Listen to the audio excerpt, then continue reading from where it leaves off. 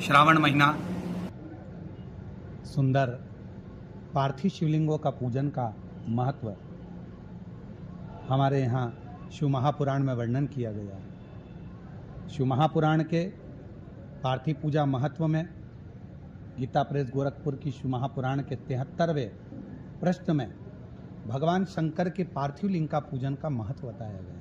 आओ आज हम पाठ में भगवान शंकर के पार्थिव पूजन के महत्व को समझते हैं। सूत जी बोले, महर्षियों, पार्थिव लिंगों की पूजा कोटि कोटि यज्ञों का फल देने वाली है।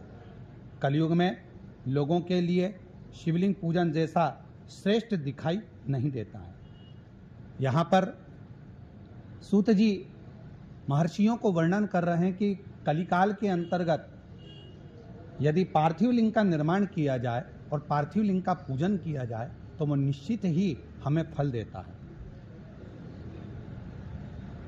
वैसा दूसरा कोई साधन नहीं है। यह समस्त शास्त्रों का निश्चित सिद्धांत है। शिवलिंग भोग और मोक्ष देने वाला है। जब हम भगवान शंकर का पार्थिव लिंग का पूजन करते हैं, किसी कामना से करते हैं, किसी कार्यवश करते हैं, मोक्ष की प्राप्ति के लिए करते हैं, तो शिव महापुराण की कथा कहती है कि वो प्रत्येक कामना को पूर्ण करता है। शिवलिंग का पूजन करने में चाहे स्त्रियां तथा अन्य सब लोगों का अधिकार होता है। हम ज़्यादातर लोग कहते हैं कि स्त्रियां शिवलिंग का पूजन नहीं कर सकती या भगवान शंकर का अभिषेक पूजन नहीं कर सकती, पर यहाँ पर स्वयं सूत जी बोल रहे हैं कि शिवलिंग का पूजन करने में स्त्रियों का तथा अन्य सब लोगों का अधिकार है। द्विजों के लिए वैदिक पद्धति से शिवलिंग का पूजन करना चाहिए।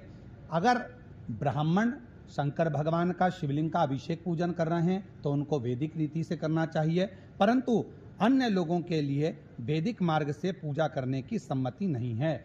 यदि साधारण व्यक्ति है, कोई अन्य व्यक्ति है, जिस भाव से भगवान शंकर के पार्थिव लिंग का पूजन करना है वो कर सकता है। उसमें उसको जरूरी नहीं कि वैदिक पद्धति से ही करेगा।